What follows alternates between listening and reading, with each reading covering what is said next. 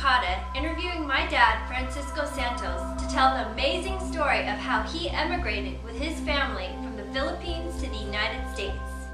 I know that being in the military played a big role in your father moving the family to California. Tell me about how Grandpa became a part of the United States Army.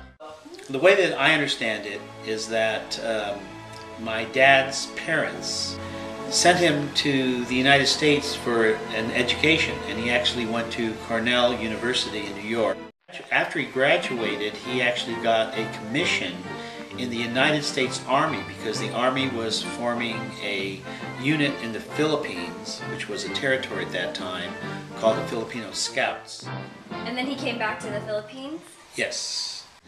And he was serving in the Philippines when the war broke out, when the Japanese bombed Pearl Harbor, and at the same time they attacked the Philippines. When the Japanese attacked the Philippines, he was fighting the Japanese when they first came. He was actually captured by the Japanese and was part of the famous Death March. And what I understand was that he actually escaped by pretending that he was sick and managed to escape from the Japanese at that point, and then he found his way back to his hometown where his family was, and he actually led a guerrilla movement against the Japanese, hiding in the hills and attacking the Japanese when he could. I remember reading in his obituary that Grandpa was the second most wanted guerrilla leader at the time in the Philippines. The Japanese were actually looking for him and other guerrillas, and what they did was they actually captured his wife at that time and made her a prisoner, and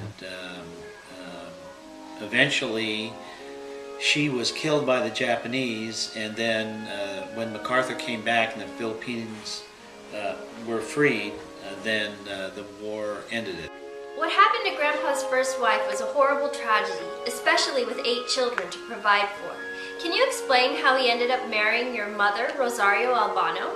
After the war, my father fell in love with the nanny of his first 8 children, and he married her, and I was her first child. Not too long after that, you were born in a hospital at Fort William McKinley in Manila. Is it true that Grandpa had gained U.S. citizenship after the war, and that you were actually born an American citizen? Yes. After the war, the United States had a special provision for the Filipino Scouts that the Scouts that served in the war could gain access to American citizenship. How was the family able to come over to the United States? Part of the offer of the United States was that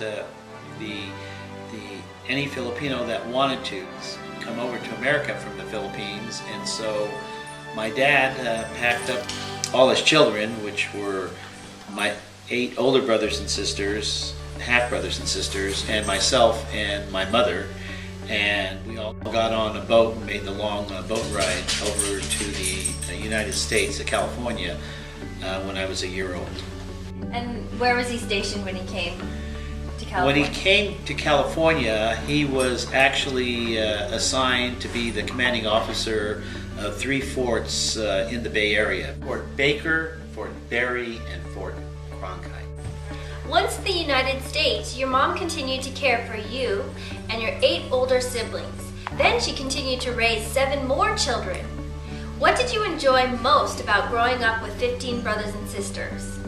The absolute best time for me growing up with all those kids was Christmas time. I still remember Dad buying a Christmas tree that could hardly fit in our Christmas room and waiting on Christmas morning for everybody to get up so we could open up the presents. Grandma was the most caring and thoughtful person that I know. It always amazes me how she cared for 16 children while Grandpa was in the military. Thank you for sharing this unique story of how they brought our family to the United States.